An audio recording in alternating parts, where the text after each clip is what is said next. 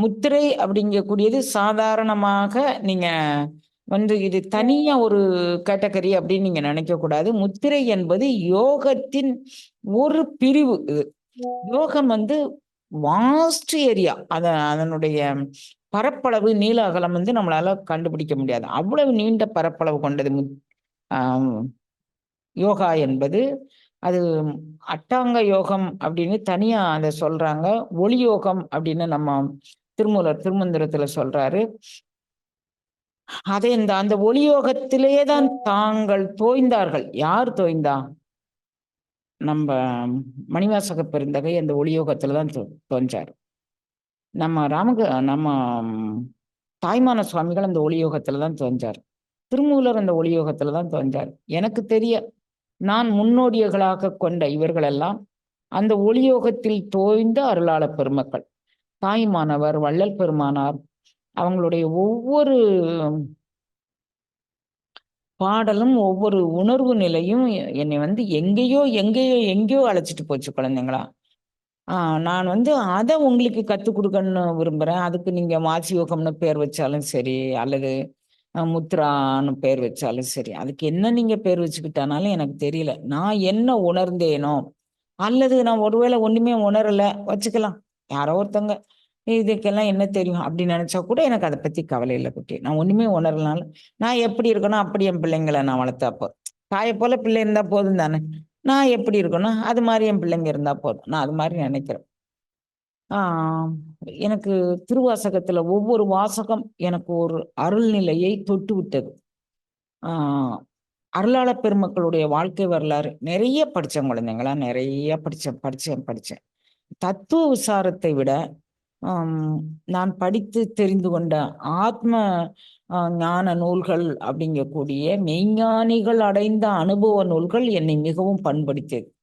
தத்துவம் ஏதோ ஒரு வரட்டுத்தனமான ஒரு தன்மையாக நான் உணர்ந்தேன். மீதி பேர் தத்துவ ஞானிகள் எத்தனையோ பேர் இருப்பாங்க, ஏதோ செய்வாங்க.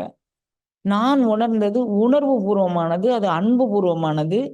அதுக்கு நீங்க யோகான்னு என்னென்ன பேர் வச்சானாலும் எனக்கு இதில் குழந்தைங்களா. நான் இன்னைக்கு காலையிலே ரொம்பவே ரொம்ப உங்க கூட பகிர்வதற்கு அப்பாற்பட்ட ஒரு உணர்வுல நான் இருக்கிறேன். மேலும் நான் அதை பகிர்ந்துக்கணும்னு விரும்புறேன்.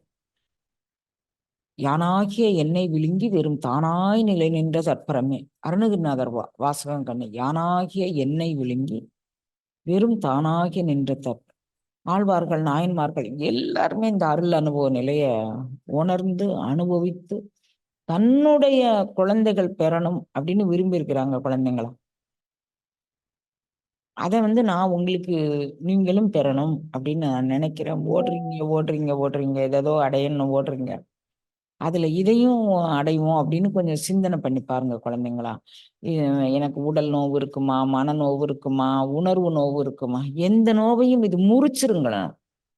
எந்த நோவையும் இது முறிச்சிரும். இதை நீங்க கேட்டுட்டு இருக்கும்போது 1 மணி நேரம் கேட்குறீங்களா, அரை மணி நேரம் கேட்குறீங்களா, 10 நிமிஷம் கேட்குறீங்க, அந்த 10 நிமிட நேரம் உங்களுடைய உணர்வு இதுல ஒன்றுங்கண்ண. அதுக்கு தகுந்த வினை சார்ந்த அந்த குரோமோசோம்கள் எரிக்கப்படும். அவைகள் தீயினில் தூசாகும் செப்பேலோ ரெம்பாவாய். ஆண்டாள் நாச்சியார் பாடுறாரு. தீயினில் தூசாகும், அது தீயில போட்ட தூசுக்கண்ணு அப்படி மாதிரி வச்சுக்கோங்க. வச்சுக்கிட்டீங்களா? இந்த முத்திரையில இருந்துக்கோங்க ஐயா. மகாசரஸ் முத்திரையில இருந்து ராமகிருஷ்ண பரமஹம்சருடைய அத்தியந்த தொண்டர் ஒருத்தர். அவர் பேரு சசி அப்படின்னு பேரு. அவருக்கு தீட்சா நாமம் ராமகிருஷ்ணானந்தர். அவருடைய தீட்சா நாமம் ராமகிருஷ்ணானந்தர். ராமகிருஷ்ணன் பேர்லயே வாழ்ந்த அந்த மகான் அவரு. அளவு கடந்த அன்பு ராமகிருஷ்ணன் மேல். அவங்க மாதிரி ஒரு அன்பெல்லாம் நம்மளால கற்பனை பண்ணியே பார்க்க முடியாது. நான் இந்த இதெல்லாம் பார்க்கும்போது, நீ மணிவாசக பெருந்தகை எப்படி நேசிச்சியா, நீ திருமூல தேவநாயனார் அப்படி நேசிச்சியா, நான் என் மனசுக்குள்ளே கேட்பேன் குழந்தைங்களா. நீங்க இவங்களையெல்லாம் அப்படி நேசித்தீங்களா, இவங்களையெல்லாம் அப்படி நேசித்தீங்களா, இவங்க கூட இப்படி நீங்க பயணிச்சிங்களா, அது மாதிரி நான் கேட்டு பார்ப்பேன். இப்போ இந்த ராமகிருஷ்ணானந்தர் அவங்க அது கற்பனைக்கு அப்பாற்பட்டது. இருந்தாலும் நான் உங்ககிட்ட சொல்ல விரும்புகிறேன்.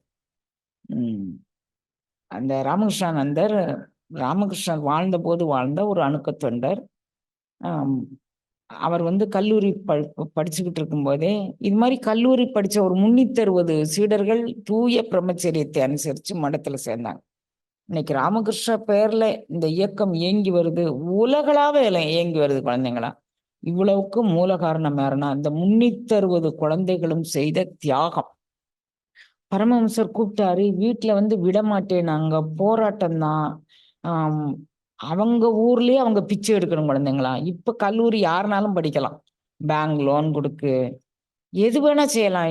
இப்ப அந்த காலத்துல வந்து கல்லூரி படிப்பு படிக்கிறதுக்கே சில தகுதிகள் வேணும். சில பணக்காரத்தனம்.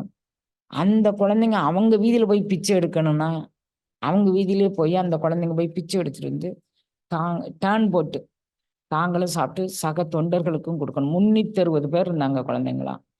ஆ ஒரு மாதத்திற்கோ, ஒரு நாளைக்கோ தெரியல. சுரேஷ் அப்படின்னு சொல்லி ஒரு அன்பர் வந்து ரூ. 960 குடுத்தாரு. 360 பேர பராமரிக்கிறதுக்கு வீட்டு வாடகையிலருந்து ஒரு மாதத்திற்குன்னு தான் நான் நினைக்கிறேன். ரூ. 960ங்கிறது அந்த காலத்துல மிகப்பெரிய தொகை. ஆனா, வீட்டு வாடகையிலருந்து மஞ்ச மசாலா சாமான்லருந்து 360 நாள். அவங்க பாதி நாள் பிச்சை எடுக்க போவாங்க. அதுல ஒரு தொண்டர் வந்து பிச்சைக்கு போயிருக்கிறாரு. இங்க இருக்கிறவங்கலாம் வயத்த கப்ப கப்ப கப்ப கப்பன்னு பசிக்குது. வயித்துல நெருப்ப கட்டிக்கிட்டு இருக்கிறாங்க. அவரு பிச்சைக்கு போயிருக்கிறாரு. பிச்சைக்கு போன உடனே அங்க அந்த ஒரு அம்மா வந்து தொளிச்சு கூட்ட வந்திருக்கிறா. இப்படிதான் பகல் முழுதும் வந்து நீங்க வந்து ரோந்து பார்ப்பீங்க. அப்புறம் இரவுல வந்து திருடிட்டு போவீங்க. ஏன் நல்ல உலக்க மாரி தானே இருக்கிற. ஏன் நீ உழைச்சு சாப்பிட வேண்டியதானே. கையில தொளிச்சு கூட்டு வந்தோ, கையில பெருக்கு மரம் வச்சிருந்தாளா, அந்த பெருக்கு மரம் ஓங்கி ஓங்கி இப்படியே அடிச்சாளாம். இவருக்கு ஒண்ணும் சாப்பாடு கிடைக்கல. மீண்டும் சுத்தி சுத்தியா வர என்ன உன்னை அடிச்சிருவேன் அடிச்சு இப்படியே அடிச்சாளாம். அப்புறம் வந்து டேப் தண்ணி எடுத்துட்டு வந்து வச்சுக்கிட்டு இப்படி இறைச்சாளாம். இவர் அங்கிருந்து போய் இவர் சாப்பாடோடு வருவாரு அப்படின்னு நினைச்சிட்டு அவங்க இருந்தாங்களாம். ஏதோ ஒரு இலையோ தலையோ எடுத்து இவர் சாப்பிட்டுருக்கிறாரு. அது இவருக்கு வந்து சோர்வு இல்லாம இருந்திருக்கு. அத அப்படியே எடுத்துட்டு போயி நேரா ராமகிருஷ்ணா மடத்துல அவரோடு இருந்த தொண்டர்கள் எல்லாருக்கும் அந்த இலையில ஆளுக்கு 4, 5 இலைய குடுத்து தண்ணிய குடிச்சிட்டு அவங்க கேட்டாங்களாம், "என்ன சகோதரா இன்னைக்கு எதுவுமே அகப்படலையா?" அப்படின்னு. "அகப்பட்டுச்சு. நான் சொல்றேன் கேளுங்க." "என்ன?" "நான் போய் சாப்பாட்டுக்கு போனேனா ஒரு வீட்ல, அந்த அம்மா எப்படி அடிச்சுது? எப்படி அடிச்சுதுன்னு அவங்க முன்னால மிமிக்ரி பண்ணி, அந்த அம்மா எந்த தொனியில பேசுற உருண்டு, உருண்டு, உருண்டு எல்லாரும் சிரிச்சாங்களாம். அந்த தண்ணி குடிச்சாங்களாம், அந்த இது குடிச்சாங்களாம். உங்களுக்கு பசி போயிருச்சாம் குழந்தைங்களா. எவ்வளோ பணக்கார வீட்டு குழந்தைங்க. அந்த பசிய உணர்ந்து, அந்த நேரத்திலும் கூட அவர்கள் வந்து ஒரு அ சென்ஸ் ஆஃப் ஹியூமர். அந்த ஒரு எந்நேரம் சந்தோஷங்க என்ன. நம்ம ஒரு சின்ன விஷயத்துக்கு எந்த மாரியெல்லாம் நம்ம வந்து கவலைப்பட்டுக்கிறோம். எப்படி அடிச்சுக்கிறோம், புடிச்சுக்கிறோம். அவங்க வந்து எவ்வளவு தன்னை துறந்து அப்படி மாரி செஞ்சிருக்கிறாங்க பாருங்க. அந்த மாரி அம் ராமகிருஷ்ணர் வாழ்ந்தபோதே துறவு எடுத்துக்கொண்ட சீடர்ல இந்த சசியும் ஒருத்தர். அவர் ராமகிருஷ்ணானந்தர் அப்படிங்கக்கூடிய பேர்ல எடுத்தாரு. சுவாமி விவேகானந்தர் சிக்காகோ செல்லும்போது, இவர தான் மடத்து பொறுப்புல ஏற்க வச்சுட்டு போனாரு. அப்புறம் வந்து அவரு ஊர்ல இருக்கும்போது இவருக்கு தகவல் குடுக்குறாரு. இங்க ராமகிருஷ்ணானந்தருடைய தொண்டு, சர்வீஸு, அவருடைய சகிப்புத்தன்மை, இது எல்லாமே அவர ரொம்ப ஈர்த்துருச்சு சுவாமிஜிய. உங்களுடைய நம்ம நாடு வந்து இப்ப என்ன இருக்கு? தாழ்வுற்று வறுமை மிஞ்சி விடுதலை தவறிக்கட்டு பாழ்பட்டு நின்ற பாரத தேசமா இருக்கு. நீங்க இங்கருந்து அங்க வந்தீங்கன்னா, பாரத தேசத்தினுடைய பெருமைய இவங்க சொன்னா தான் நம்ம தேசத்தவர் கேட்கிற மாரி இருக்கு. நம்ம தேசத்தவருக்கு நம்ம தேசத்து மாண்பு தெரியல. அதனால என்ன விட நீங்க அதுக்கு தகுதியான பாத்திரம் வரீங்களா? அப்படின்னு சொல்லி அவர் லெட்டர் போட்டாராம். சுவாமிஜி இவருக்கு ஏக தொண்டர்களுக்கும், சக தொண்டர்களுக்கும் போட்டு, எப்படியாவது ராமகிருஷ்ணானந்தர நீங்க இங்க அனுப்பி வைக்க முடியுமா? பாருங்க. அவர் மனதுக்குள்ள ஆ மடத்தினுடைய பொறுப்பு அதிகமா இருக்கிறதுனால, அவர் அங்கேயே இருக்க விரும்புறாரு. ஆனா, இங்க வந்தா இன்னும் நம்ம சனாதன தர்மத்தினுடைய பெருமை அங்க போய் நிலைச்சு நிக்கும். கேளுங்களேன் அப்படி சொல்லி எல்லா தொண்டர்களுக்கும் அவர் கடிதம் போட்டிருக்கிறாரு. எல்லாரும் வந்து கூடி ஒரு நாள் உட்கார்ந்து பேசுறாங்களாம். அப்ப அவர் சொன்னாராம், இதே கருத்த நான் சொல்றேன். தாழ்வுற்று விடுதலை தவறிக்கட்டு வறுமை மிஞ்சி நிற்கும் இப்பாரத தேசத்தை இங்கிருந்தே செம்மைப்படுத்துவதற்கு நான் முயற்சி பண்ணுவேன். வெளிநாட்டுல போய் செம்மைப்படுத்துற தொண்டர்கள் வெளிநாட்டுக்கு போட்டும். நான் இங்க இருந்தே செய்றேன். எனக்கு இந்த பணிய குடுக்க சொல்லி சகோதரர்ட்ட சொல்லுங்க அப்படின்னு சொல்லி சொன்னாராம். அப்போ ராமகிருஷ்ணர் ராமகிருஷ்ண பரமஹம்சர் ச விவேகானந்தர்ட்ட போய் சொன்னாராம், ராமகிருஷ்ணானந்தருடைய அன்பில் நானே உருகிவிட்டேன் குழந்தாய் அப்படின்னு சொன்னாராம். அவர் சமாதி ஆயிட்டார் குழந்தைங்களா. ராமகிருஷ்ணர் என்ன பண்ணுவாராம், இவருக்கு நெய்வேதனம் வைப்பாராம். நெய்வேதனம் வச்சுட்டு அவர் சாப்பிட்றாரான்னு இவருக்கு உணர்வு சொல்லுமா குழந்தைங்களா. அது பிறகுதான் அவர் சாப்பிடுவாராம். அப்புறம் வெயில் அட்மாஸ்பரிக் ஏர் கொஞ்சம் ஹாட்டா இருந்துச்சுன்னா இவர் பரமஹம்சருக்கு வீச ஆரம்பிச்சிருவாராம். விசில் போட. ஏன் குழந்தைங்க வீசுது அப்படின்னு கேட்டா, எனக்கு அங்க உள்ள வெப்பம் தெரியுது, அப்போ அது குருதேவரையும் தாக்கும் தானே. அது மாதிரி அப்படி செய்வாராம்.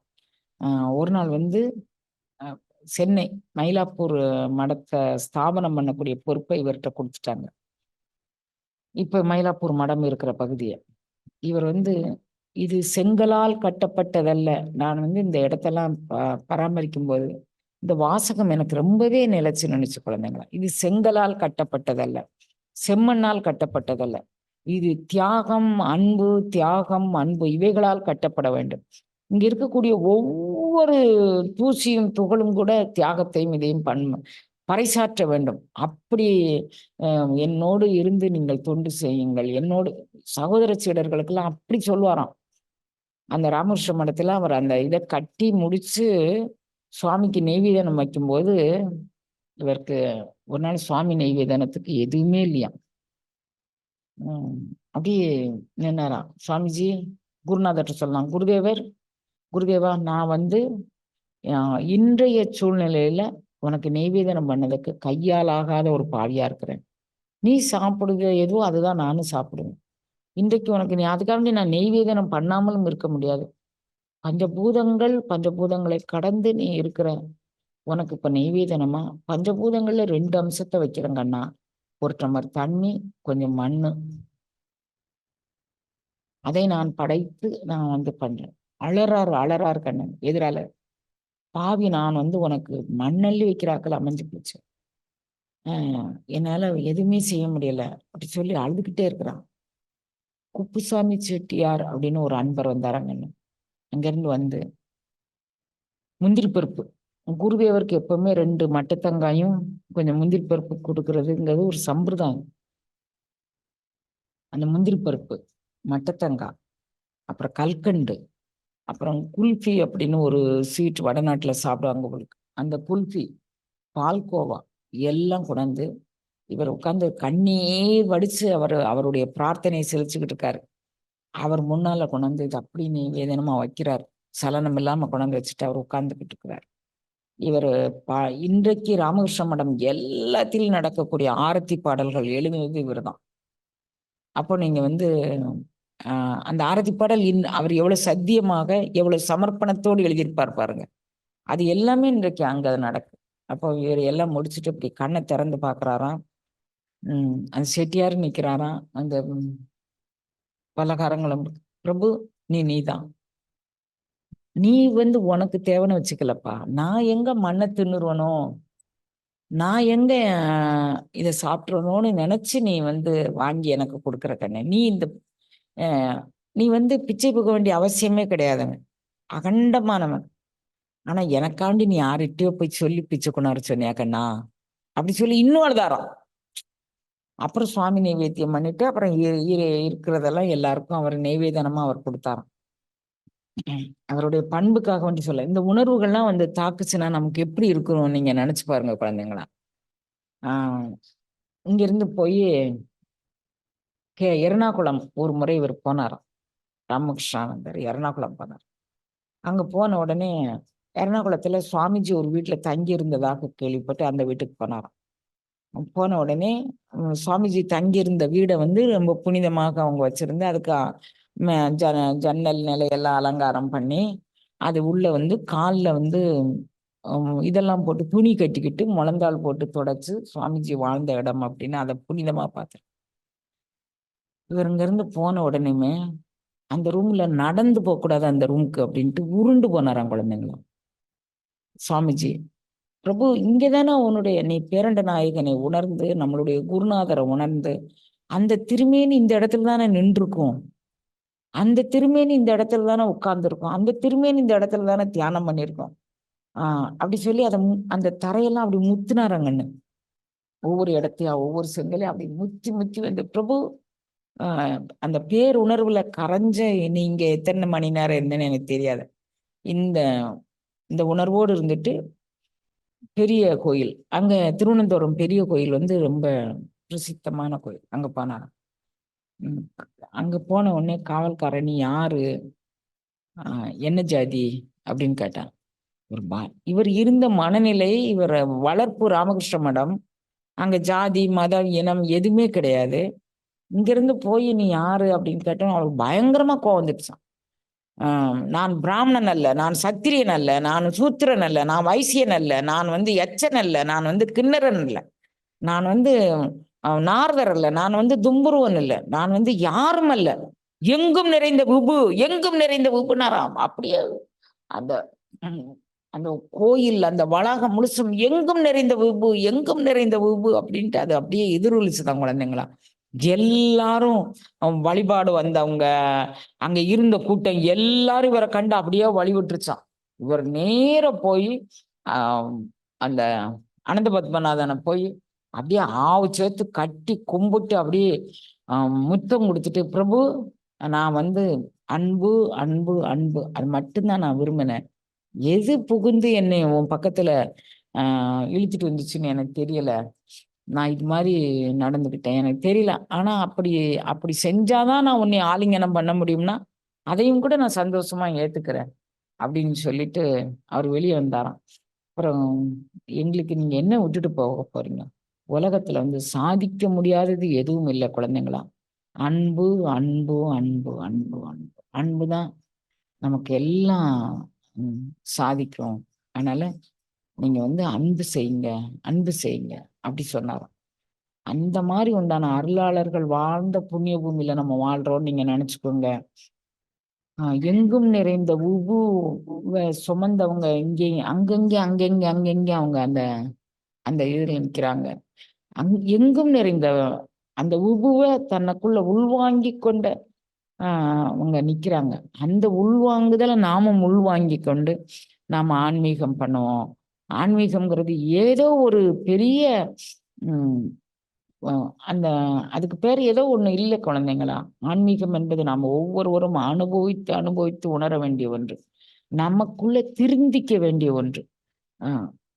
சொந்த ஊர்ல பிச்சை எடுத்து சாப்பிட்ட அருளாள பெருமக்கள் வாழ்ந்து நம்மளுடைய இந்து சனாதன தர்மத்தை அவங்க வந்து வாழ வச்சிருக்கிறாங்க. சொந்த ஊர்ல ஒரு கோடீஸ்வரன் வீட்டு பிள்ளை அப்படி போய் பிச்சை எடுத்து அப்படியெல்லாம் வாழ்ந்த புண்ணிய பூமி நம்ம பூமி. அதுல நம்ம என்ன பண்ணணும்?